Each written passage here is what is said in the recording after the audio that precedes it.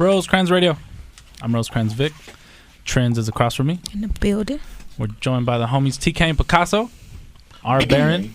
What's going on? Our Baron's in the building. The machine works. The money bull.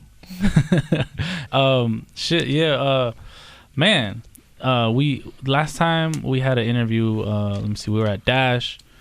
It was probably like February. I want to say was it 2017 or 2018? It was early 2018 before our good brothers went away. Yeah, and that was like the last time that like everybody was kind of like pictured together. Yeah.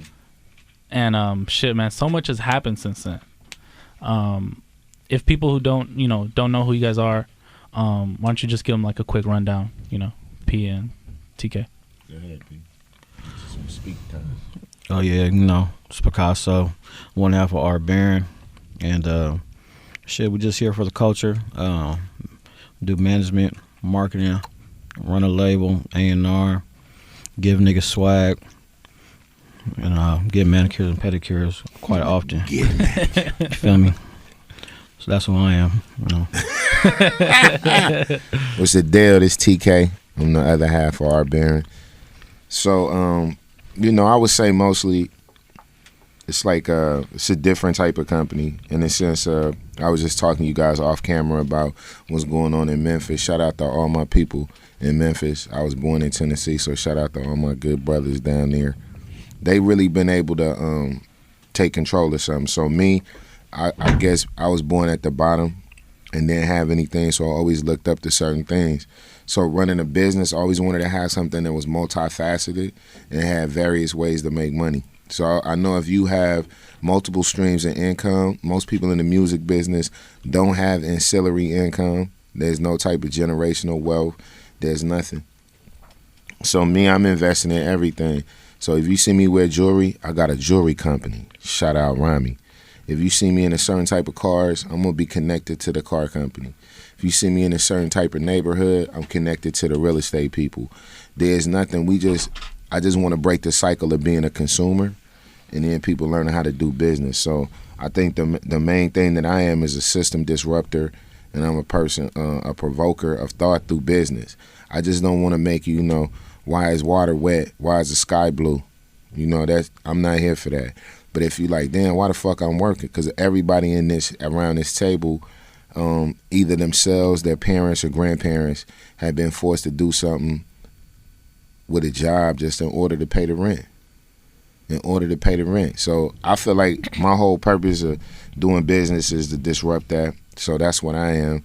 I'm a disruptor. I'm a father. I'm a son. I'm an uncle. I'm a lot of shit. You know what I mean? But I feel like that's what my legacy is going to be. Somebody that came through and showed people, specifically people of color and women, because that's how I was raised, by women and people of color, to show how to get this money. Yeah, no, most definitely. And shit, I mean, we seen it. We, if people kind of have been tapped into us for a long time, like it seemed like we started working together and then boom, shit started to take off. You know what I mean? Like, and you guys have just taken it so far since then. You know what I mean? It was like, it kind of, to me, when I look at things, it's like Greedo really set everything off. And obviously you guys were like a part of that. And then we threw, we came together to do that show, and we brought out, a whole bunch of people on a Monday night, and Greedo started going viral. Then, Shoreline He's came viral next. today. Yeah, no, definitely. Right now, in jail. Facts. Shout out my brother. And then Shoreline came next, just really broke the doors down. Then Draco came home, and you guys just took it so much further. You know what I mean? Behind the scenes, so much stuff that we don't even, really know about yet that you guys are working on. But speak on the way our Baron formed and, what it's become, and you guys, with your label deal with Atlantic and, everything that followed. Well, shout out, we go into that. First, I got to shout out Greedo. I feel Greedo and Draco. Shout out Draco. Draco is currently fighting his case right now. So if anybody cares, I think the break is this Friday, and then from there they come back on July the 8th. But shout out Draco. Yeah. Shout out Greedo. Those are kind of like the sacrificial lambs for the for this new thing in LA. So if you from the land, you know, for how all the newer artists are just able to have an A&R just kind of, and it wasn't like that 2 years ago. And you know, I think that's what you're talking about. If you look at that time period and you remember that on that Monday, that was pretty much like an underground crowd. Yeah. Whoever it was that was there, it wasn't the Migos. It wasn't what was on the radio at the time from the West. You know, it was definitely an emerging sound. I feel like Greedo took what was going on in his personal life and just put it in the music. Draco came home. He was.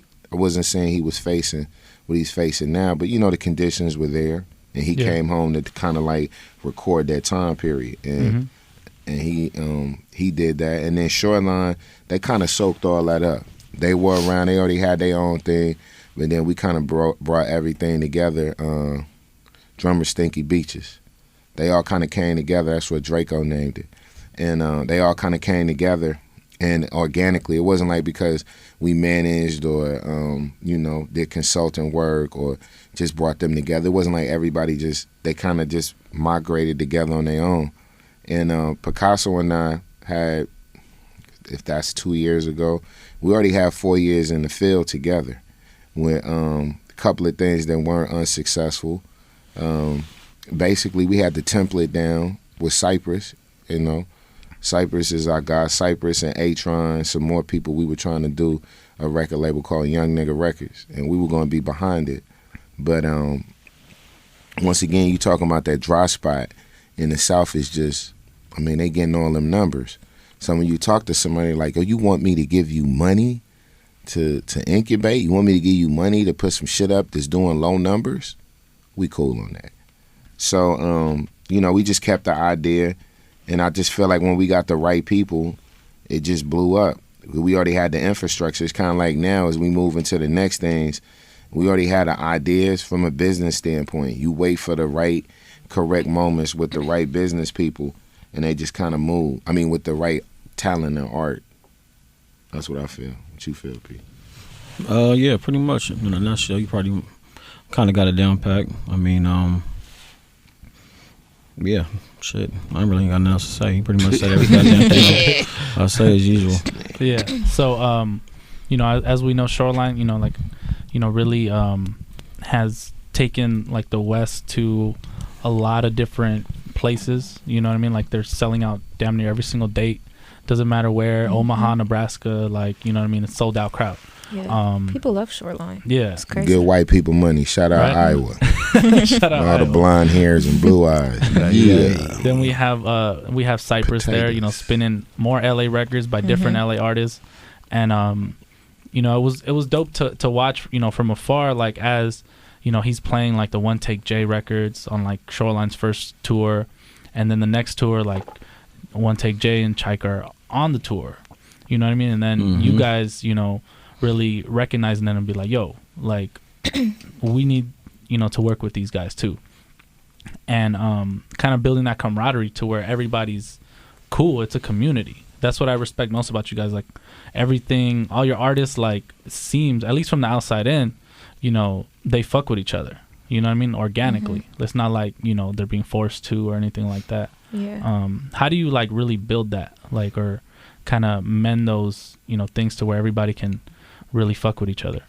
I just kind of think we just certain kind of people, bro, and we come from shit. So because of that, I just feel like there's a respect level when you come into the Art Baron fold that people, young kids especially, like fuck with. Like they fuck with TK and me, you know what I mean? So I just think that through our work that we've done and the different kind of people that we've worked with over this period of time, like we work with some wild people, man, and we always got everybody to pretty much, do what needed to be done to push this thing forward. So when you see a 03 Greedo or you see a Draco or the Sting Team or or Shoreline, I mean, those are certain kind of individuals. So people that come into this fold, they know that we come in with respect. You don't hear wild stories about us on the streets. There's a lot of shit that goes on behind these scenes that, you know, we finna put a lot of fires out, you know what I'm saying? But we put them out because we got respect, and we respect everybody, and as long as everybody falls with that kind of program, then everybody's cool. And I think Chike and Jay and Baby Smooth and all these other Conrad and everybody else that's out here, you know, they fuck with that. You know, we're just men of respect, and, you know, we come from the streets, bro. And, you know, we was doing shit, and now we here, and, you know, we going full force with it. So I just think people just respect with the movement and what we do. Yeah. Speak about, you know, really pushing that line for the West, you know what I mean, in these, like, label offices based in New York for the most part, you know what I mean, and really, you know, getting that respect, it seems like, you know what I mean, to where they're actually listening to y'all now, you know what I mean, to where it's like, look, we got Jay and Chike, and then, you know, what are those conversations like, you know, initially, and then, you know, now?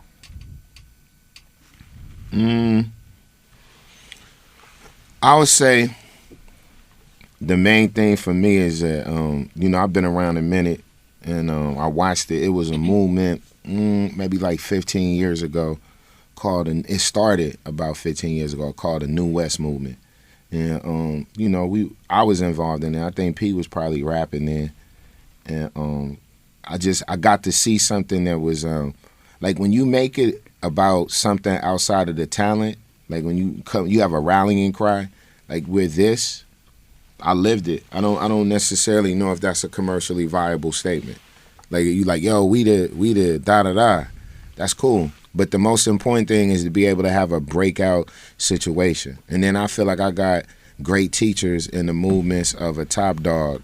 I think Top is the most successful street label ever. I think what he's been able to do, Top is a very serious dude from a very serious background. Is family oriented. No one has left the crew yet. You know, all the people that came in have pretty much stayed for the endurance of the run. And I study that, you know. I study that and look at it a lot. So for me and P, and me specifically being a student of history, I just wanted to make sure that we had something. We had to get our deals in New York and bring them back in order for everybody to kind of understand how business runs. Me staying in New York when I was a little kid and younger, I knew how business runs. We kind of grew up going to record labels and things of that nature, me and my brother and my family and my homies. So it wasn't necessarily like, I knew that if you got a deal out there, it was going to put so much investment in this that people were going to go back and forth. And it really didn't start with us like that. It started with Shoreline as a group and just our execution of certain things. And shout out to Julie Greenwald. Shout out to Julie. Shout out to Craig Hellman at Atlantic and Mike Kaiser. And I feel like because of Julie and Kaiser coming from Def Jam, and then Craig being the type of president he is at Atlantic, they like go-getters. They like people that are assertive, and most importantly, like people that are going to execute. And there's no other label system set up like Warner Music Group, and there's no other label set up like Atlantic. So it just made sense for us. So getting over there, working in the system, working with our product manager, Ali B, working with our A&R, Austin Rice, it just made things kind of, working with another A&R with us, Orlando, it just made things just kind of pop. And then me and P were able to kind of just really focus on, and even with Shoreline now, it's like all the things that you said, we got 1 billion streams with no like real radio hits. Like 1 billion streams. And like you gotta remember, a year and a half ago, they just signed their deal last February, you know, so it's like a year and a half. Yeah. And that's what, they still haven't had that big record. You know, they 3 gold singles in, about to be 2 platinum, 3 gold, you know, gold mixtape. Like all that right now. So the big thing, this album is coming. We're about to drop a new EP next month. That shit going to the moon. And then the album is going to drop in the fall. So we just trying to expand all of that. I just think the best thing is being able to go out, because now Atlantic is downtown on 7th and Santa Fe. And we have a big Warner thing. We just came from down there today. It's like 5 floors. 5 floors of everything. You know, Warner Chapel's in there, Warner Brothers the labels in there, and Atlantic is in there. So it's a lot of activity. Dope. It's a lot of stuff. It's in the arts district. It's jugging. Yeah. So we didn't have that when we started. You know, it was pretty much you had to go out to Burbank, you had to go out to Santa Monica and get a record deal. And trust me, we spent many days and all of them shits going in and out. But now, you know, knowing what just the execution, the people got to get behind it. You know, you guys said Blueface. Shout out to Blueface. Shout out to Wack. Shout out to, my man Ray. Shout out to Kaylin. Shout out to Tuck. My main man Holiday and Rucci. I feel like these are all great business talent combinations. And these are all people that I talk to in regards to either business and talent. I talk to the business people more so because we in tap for the growth and the progression. And one of the things that we had 2 years ago, I had to talk to like my good peoples on the East Coast or my good peoples down south outside of looking at Top. And Top and those guys, they come from, like, when we talk about that New West thing, they were there. I think they were like at the in the middle of that, you know. Yeah. They came in though. And he was there way before that. But like that movement, Kendrick is if you look at the Pac Divs, the Dom Kennedys, the You and I, yeah. Diz Gabrons, what's my man in Inglewood? El Prez. If you shout out Bad Luck, Problems, Blue, you know what I mean, and Exile. If you look at all of that, it was Jay Davies. It was a movement. But once again, we talk about that commercial viability. Kendrick was that one thing that was like bop, and then before that, Game was attached to the G unit. We just talking about the highest level commercial success, because that's what we all going now. When you look at the streams that Blueface has, or you look at the streams that we have, it's based on a higher level commercial things. And then the J's, whether that's a 1TakeJay, AMBJ, AzChike, the Ruccis, the Kaylins, Asia, all these people are now able to say, I gotta have my streams right here to take it to the next level. So I feel like we opening it up and expanding, and I think in the next year it's gonna be a big power base out here in regards to like business, you know, between us and there. We got to leave tomorrow night to go to New York, and that's just to make sure that certain things are right with the biz. You know, yeah. I feel like it's just gonna be shit. We just gonna be like, we just gonna take it downtown. Speak about the new like additions to your guys' roster. You guys mentioned Baby Smooth, right? Conrad from the Abs, Jay, Chike. Anybody else we're missing? Band Gang Lonnie from Detroit. You can't forget that. Shout out to the whole Band Gang. Yeah. He's out. Oh, he's out. Oh, he's out. Okay, he's out. So we gonna get him up here. Should be out here in a minute. Okay. His shit got a little lenient. I got an artist in Nashville I'm working with, Lil Stain. Remember that? Got a song called Everything's Nutty. It's going crazy right now in Tennessee. Shout out to the Chosen Few. Chosen Few. South Central. That's us too. Them my 3 Salvi guys. Who else? Bad Damon and Mitchie Slick out of San Diego. Doing some good things out. Shout out the whole Dago, you know. Lotto the Rocket. Yeah, shout out Lotto. Lotto is crazy. That's our guy. And then just, you know, putting our hand and helping certain people, whether it be like our good young homie, our youth, Bravo, somebody that we definitely, any way we can help, Bravo, he want to do it. And that's like, if you look at Rucci, like I said, Kaylin, those are people we took on our, you know, first nationwide tours and things of that nature. So we going to continue that. Shoreline, they have 17 days over in Europe. So we go to Eastern and Western Europe this year. Wow. In September. So we over there. And then our North American tour starts in Canada. We got like 4 dates in Canada. And then we bring it down here. And then we head to the Midwest and the East. So that's going to be October, November. And then in December, we hit Australia and New Zealand. Festival season out there. That's crazy. Yeah. So and by our 2-year anniversary, we'll be super worldwide. That's fire. On Atlantic. And Shoreline's going on tour with Suicide Boys. Suicide Boys. We doing a few dates. Yeah, a few dates. Shout out to the Suicide Boys. You know, we got the bill with them. We all had the same booking agency, but we were down in New Orleans at the top of the year. And, you know, the booking agency had been wanting us to get together. You know, so I was like, yo, you should deal with so-and-so. We like, man, nah, man. We going to deal who we want to.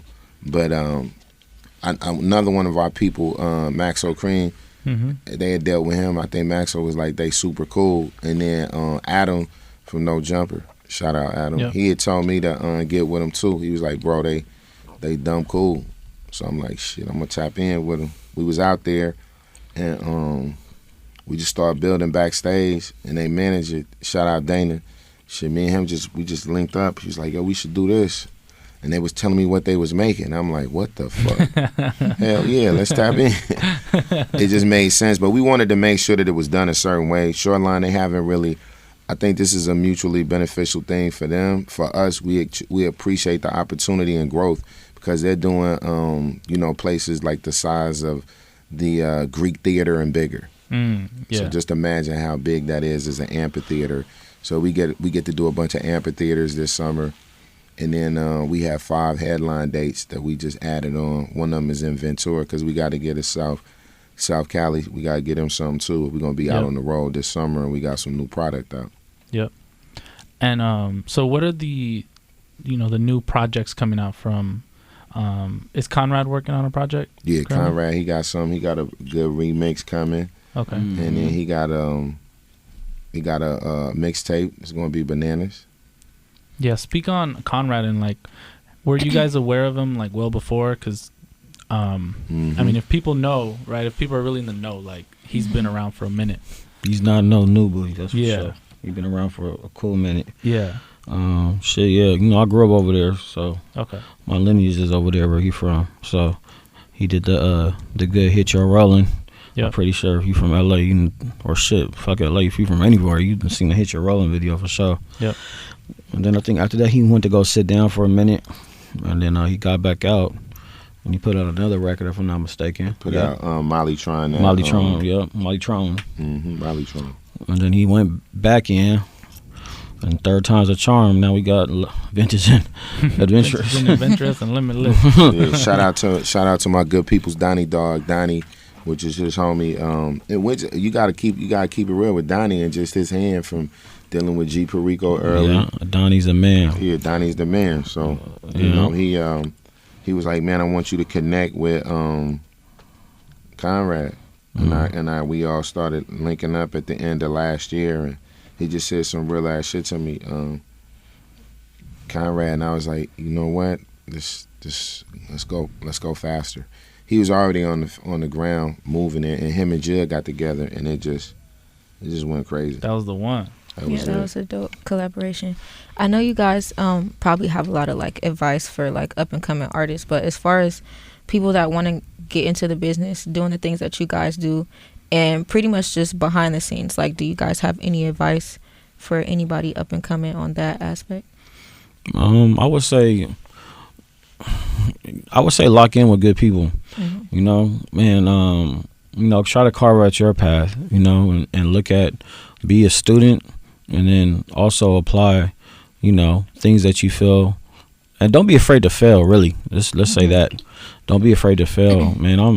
I'm not no young dude. I'm young. I look young, but shit, I ain't no 20 nothing, you know. And it took a long time to get here. I didn't give up. You know, I started with a group of 10 people, and nobody's no longer doing this.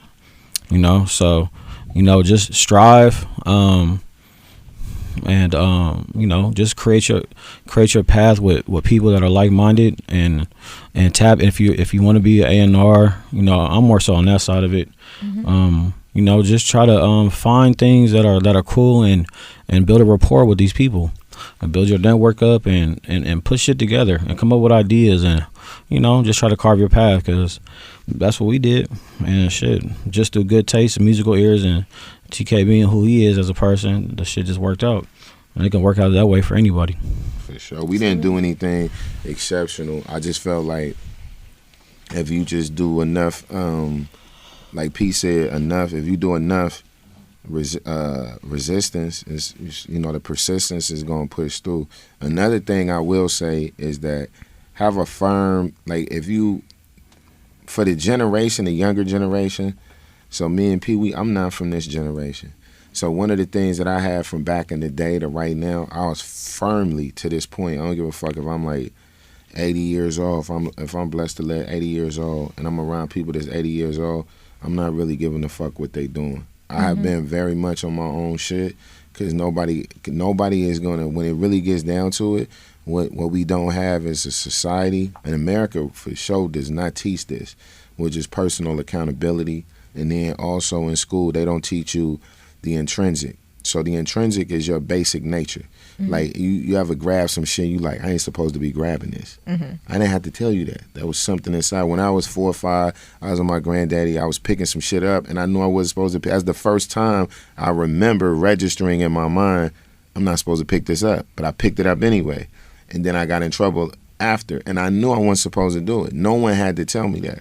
So if you apply that, you're not going to find that for whatever reasons. That's a whole nother conversation. But you're not going to find that in the American school system. So when your parents are like, yo, you need to go to school, there's another part of that. Are you going to inherit? There's nothing wrong with education. Education, knowledge is the key to foundation of existence. But being real, I'm pretty sure most of y'all went to college or did some junior college or something. I'm pretty sure you have some outstanding debt too. Yeah, that's how they get you. Right. And Feeling see, like it's, have your parents helped you out with that debt? No. Yeah. What I about don't you, got no Vic? debt. I went to JCC, so I went to junior college. You so don't got no debt? no debt. There you go. Yeah. Shout out, good Vic.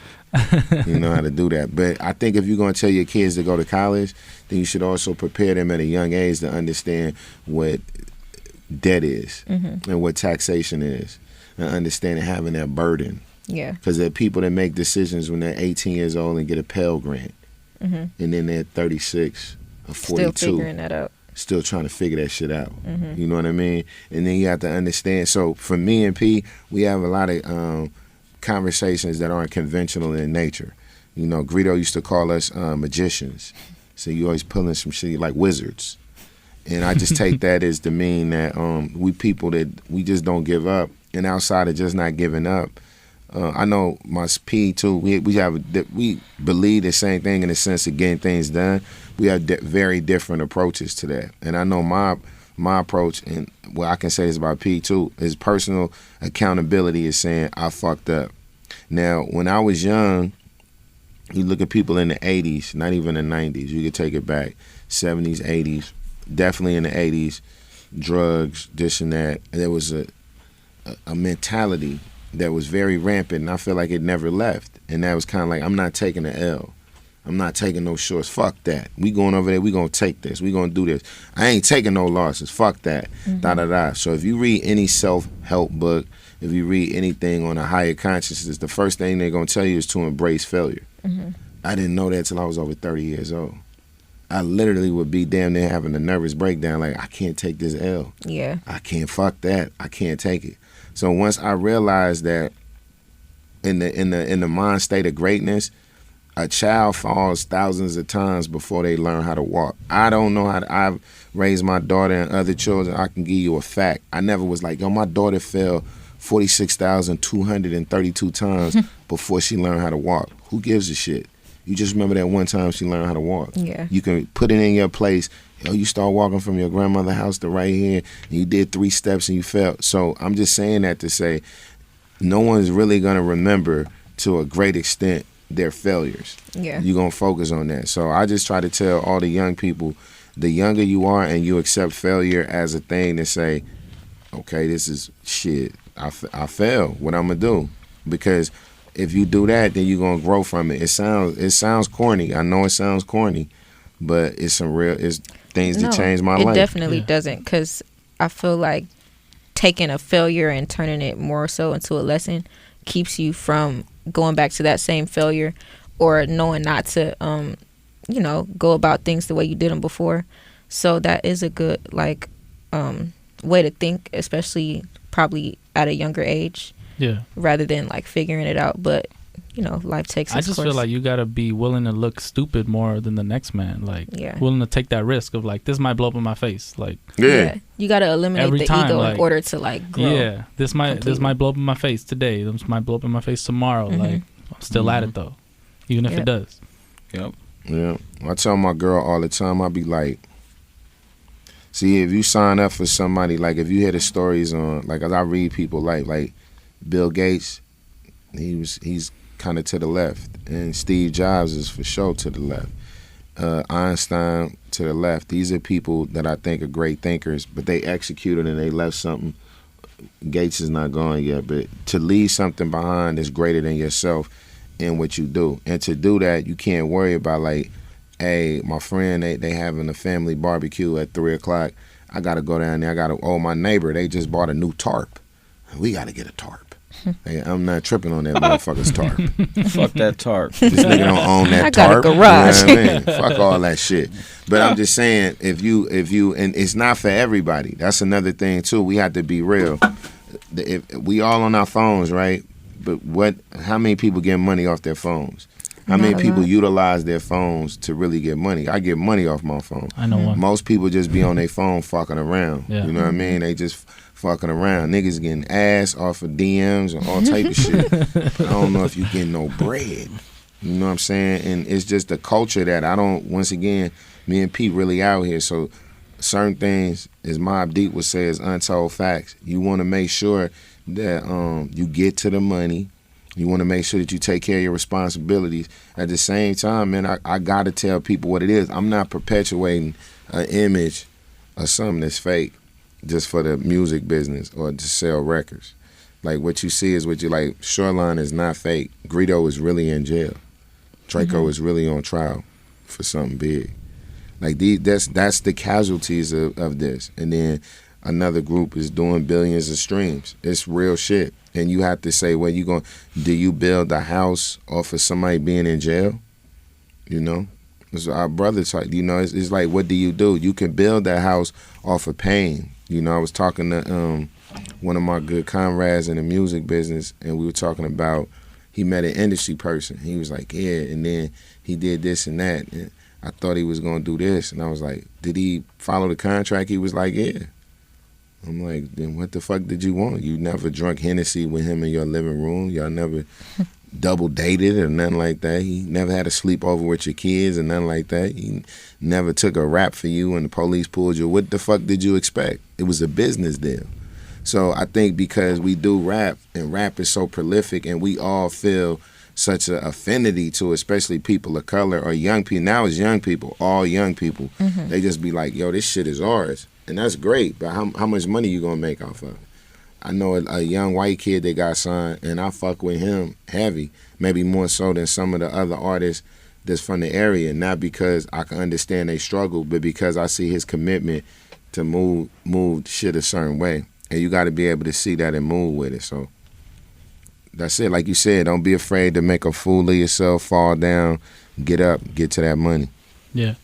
Speak about, like, I was listening to your guys' podcast. Everybody go listen to that, by the way. Yeah. That was really dope. You like that? Shoreline Mafia. Yeah, it was dope. It was fly. Yeah. I'm not going to lie. Thank you.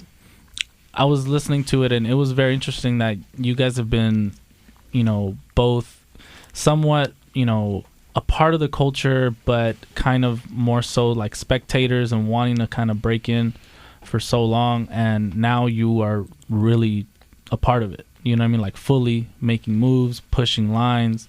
How does that feel now to finally kind of be in this position? It feels good. You know, I've been a fan of rap culture since the very, very beginning of my existence. So, you know, I feel like all that shit was just school and training. You know, just kind of like keeping my shit sharp and, you know, kind of like knowing what was going to happen before it happened. And it feels good to have an opportunity to prove that.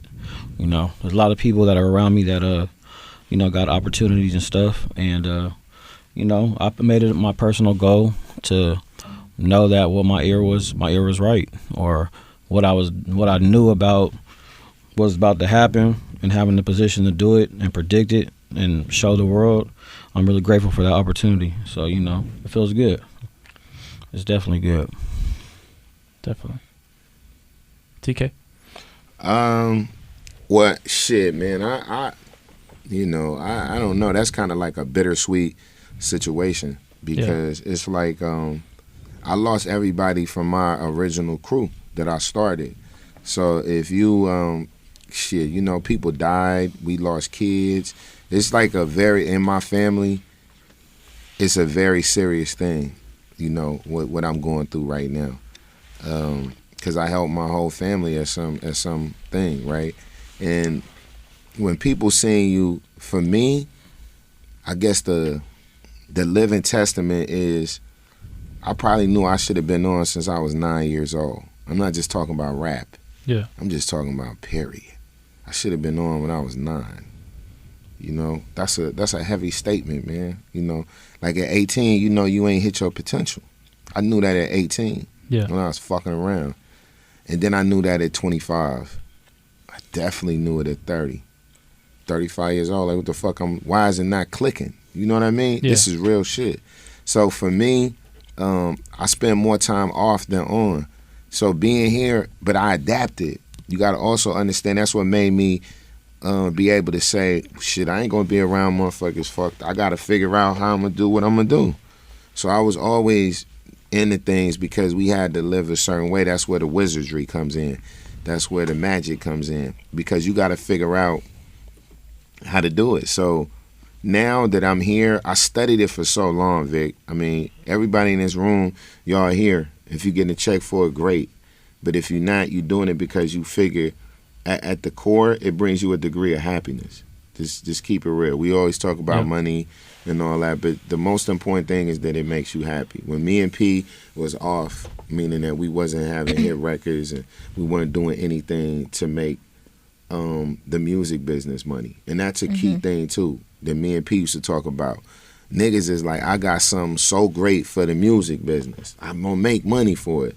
And it's like, how would the business be able to determine that? How are they able, like Blueface makes the music industry money. That's a fact. Roddy Ricch makes the music industry money. Shoreline, these are people, they got streams, they touring. You can see what they're doing as far as making people money. But when you're in your mama house and all your homeboys is like, shit, this the record. And then you go somewhere else and people don't like it. You might get mad and be like, why y'all playing them and play this? And I lived that.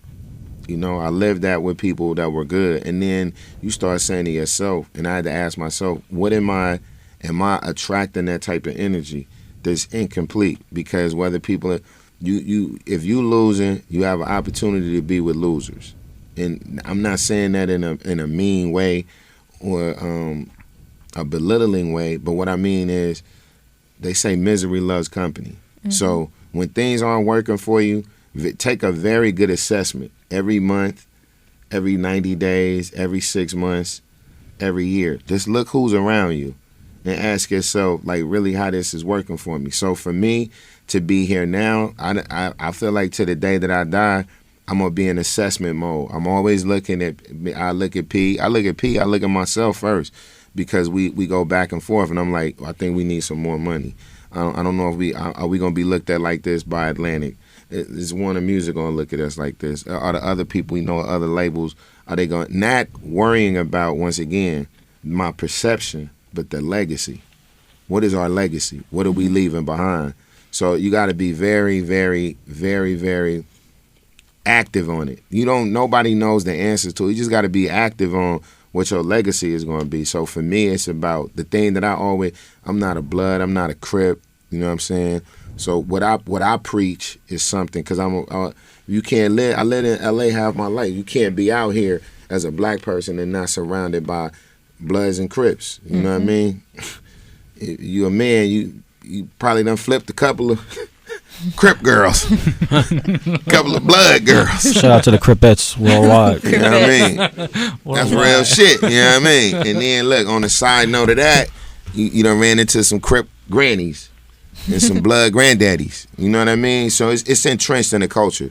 And with that being said, on that long road of being off, I said to myself, when people hear my voice, when people in jail, and I talk to a lot of people in jail.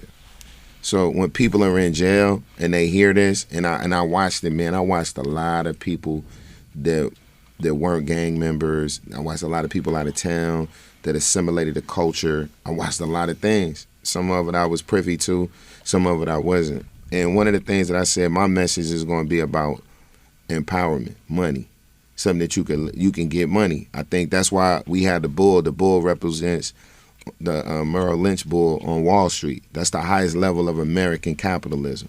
It's the highest level. So, you know, when me and Pete was in high school, and I was in my 20s when Rockefeller, like 2000, you know, I feel like that was it's other people that had more success, but I feel like they was the most aspirational street label. Yeah. Mm-hmm. You know what I mean? Like Definitely. Street rap, but super money. Everything was money, Maybachs and mansions and models, and they were just living this life, you know. And we both admired that. You know, I like Puffy had great. I think Puffy may have had a greater level of memorable music where you could put Mace on right now at your family reunion and everybody start dancing. Yeah. But I think Jay's hits go without saying. And I feel like Jay came from that whole aesthetic of Rock Nation. So we trying to craft it where with Shoreline, they have songs that you remember, just like a Gin and Juice. We would want a Musty to be like that, you know, or bands to be like that. And I know with the Latin community, they're going to be around for years. It's people that's having they birthday parties and quinceañeras and all this shit to the music. Shoreline themed quinceañera. That's fine. That's fire. Shoreline You can have your OGZ hair right there in the pinata. Knock it out. Gotta start selling OGZ Had them curls wigs. come out. Shout out to the GOAT. But yeah, you know, that those are the things that's important to us. So yeah, man, I just, you know, I don't take anything for granted. I'm like I said, like on my phone right now, I'm like talking to E40. You know what I'm saying? Like somebody else might be like, oh, it's Jay-Z or Nas, or like I came up around all them in the Wu-Tang. I seen all them. You see them just in the hip hop thing. We came up in the age bracket. Well, I'm like, yeah, you might go over there. It might be a girl try to talk to, you know, it's like whatever. But E40, I'm like, E40, like, oh man, that's E40. Like, Yeah. you know, that's the OG. I'm on, he's telling, what's up? I'm like, wow. You know, that's the only person that I know I would be like that. And that's because I value E40 for having the desire to still rap with hunger. He never gave it up. He never let his outside passions distract him from rapping. He'll get on the track right now and kill it. And he also got his own wine. He sits courtside. You know, he owns his own record label. He has his own masters. He moves when he wants to move. That's how I like that. I love it. And he represents the West. I love it. I love it. He's had major deals. He's had independent deals. He still work. I love it. It's a inspiration to me. You know what I mean? Yeah. So that's something that we want. And I want to, this is off subject, but another thing with the legacy that we doing, because we both were raised by single mothers, you know, single black mothers. So it's very important for us to put our legacy to put on women. If you listen to the podcast on my episode, I think Pete talked on being a single kid too. We like latchkey kids. We both left the house early, but at the end of the day, your parents had to work. So if you're going to gravitate towards something, a lot of people gravitate towards the streets, gang banging, whatever it is, you know. And I think music saved us. I know music saved me. I know music saved Pete because you got to listen to it. I spent a lot of time by myself as a youngster listening to music. You know what I mean? I was in the comic books and always in the economics trying to sell something in music.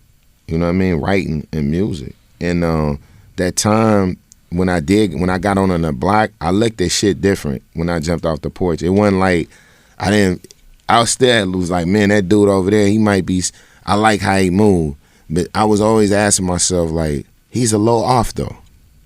You feel me? I was always saying that, like, this motherfucker a little off. I like him. I fuck with him. He's a little off, though. I don't know if I want to be him. Once again, I've always been like that. I don't know if I want to be this guy, but I fuck with him. So I know I want to put as many women of color on in position. You know, I feel like that's a lot of our great executives, and you know, just throughout history, the thing that a lot of people fell down on was dealing with women. Yeah. Because that's the hierarchy of males. I don't really want to fuck around like that. Yeah. You know what I'm saying? That's why I say you can't go out and I'm not fucking the interns. I'm not fucking nobody at the office. We don't give a fuck about that.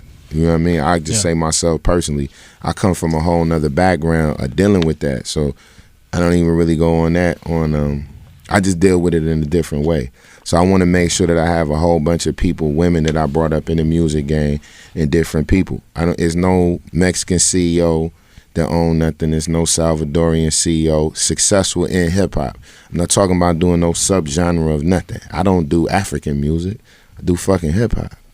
So I would want to see a young Mexican kid like Ish. Shout out to Ish. He worked with me. Him. Shout out to Estelle. Shout out to Irene. These are people, brown people that in the music business that I'm helping put my hands on. You're going to see, the more I get on, you're going to see, because you're going to see a lot of Africans around me. You're going to see a lot of different ethnicities and people that, second, third generation in America, because that's what it is. And I don't, if you look back at certain things, that really hasn't been documented in hip-hop, because hip-hop was considered a black thing at first. And it's still here.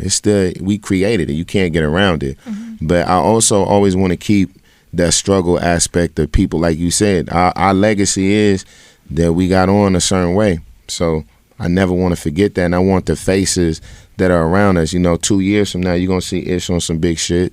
You want to see Irene. Irene is a mutual thing between us. She has Picasso was like, we got to do something with her. And you got, like I said, when you talk about being around, that was something we got to watch her for almost a year and a half work with different artists. I seen her work with Rucci and them. I seen her work with y'all.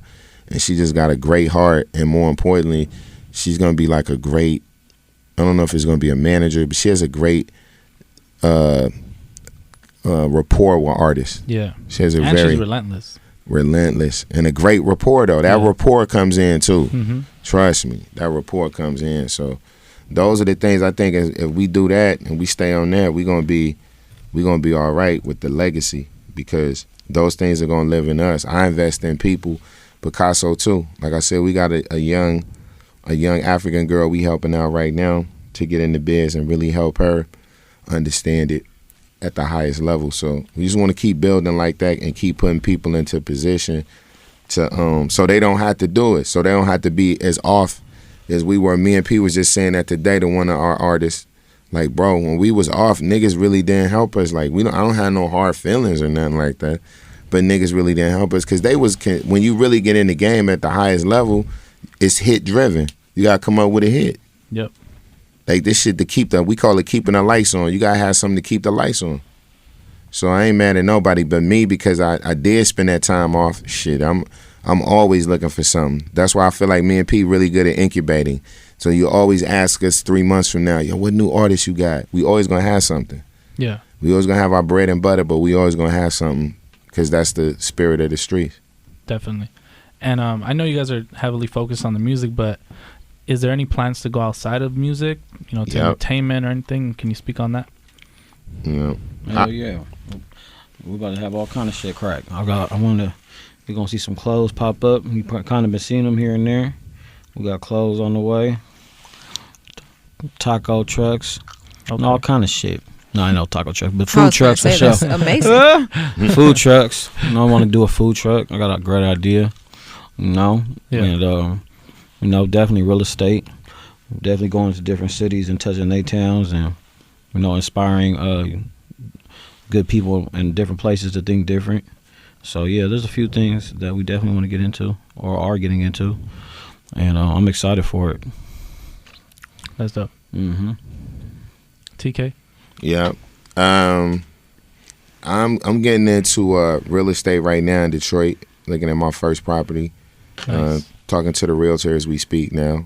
And then I'm going to do a chain of restaurants. I'm going to start my first one, LA based. I don't want to, because I know people listen, I don't want to take my idea, but that'll be maybe mid next year. It's going to start in the Midwest. Detroit and Columbus, Ohio will be my first. Detroit, Columbus, and Nashville will be the first restaurants. And then you know, I'm a writer by not like that kind of writer. Like I'm gonna write a song with Ron, but I'm a writer, and I'm a published writer. I got books and all type of shit. But I've been working on something in TV and film for a minute, so they shouldn't forget it. I announced it last year. The people, we need real partners in the sense of, if I don't get real partners, then I know how to get the money and I'll do it myself. I was going to focus, I'm going to shoot a movie in Detroit in March, and then I was going to do something here, and then I was going to do something in Tennessee. But I'm just going to wait. I'm going to spend another year on the music, and then go back and revisit everything after the other stuff. I just wanted to, them things are important. And then investing in some type of educational center, something to help people. Not even on music. The music would be the thing, because that's where I could go to the labels and get money, but more like life skills. Maxine Waters had a school that I went to when I moved to LA called Community Build, and you had to, in order to get back to school, if you want to go get your high school diploma, your GED, or if you want to take a college entrance exam, if you wanted to go to, I went to junior college too. I went to LA Tech for a good semester. Yeah, that Trade Tech. Shout out Maxine, the real mayor of the ghetto. Come on, man. Come on. Shout out Maxine Waters. We appreciate you.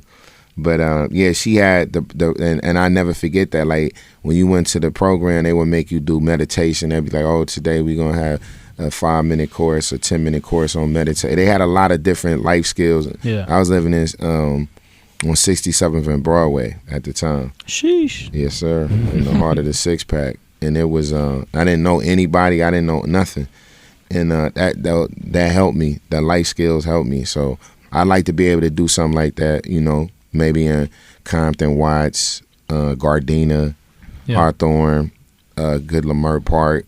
You know, just something to help kids. Yeah. Basically, like I said, the work with your intrinsic, the things that you know inside of you that nobody's really dealing with, helping you to deal with stress, helping you to focus and just be a better person. I for sure want to get with that. So the more that we get, because you know we do the home, as you guys know, we do a homeless drive.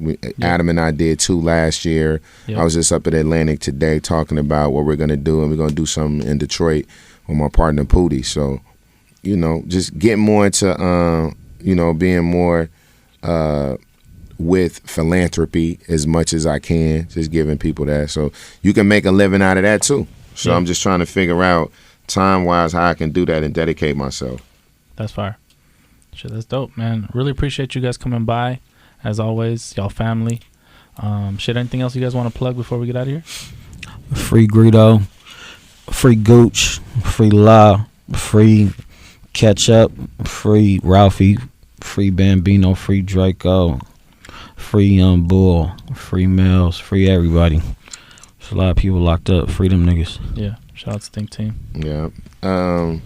Shout out Shoreline Mafia, Ron, Ace the Face, Jug, Bruce 24K, Bandman, Lonnie, Pootie, Neek, The Family Circle, Baby Smooth, KE Up in the Bay, Conrad, Bout a Bag, Mitchie Slick, The Wrong Kind, San Diego, The Gorilla Leaf, King Trub, Gorilla Leaf, my man AD the General up in Detroit. Shout out to the guy. Shout out to my people in New York. Shout out to my people in Tennessee. Shout out to my people in Detroit. Shout out to my people in Vegas. Man, and all my good people in the struggle.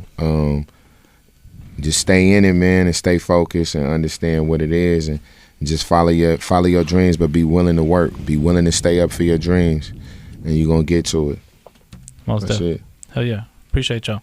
For sure. Yep. Rosecrans Radio, we out.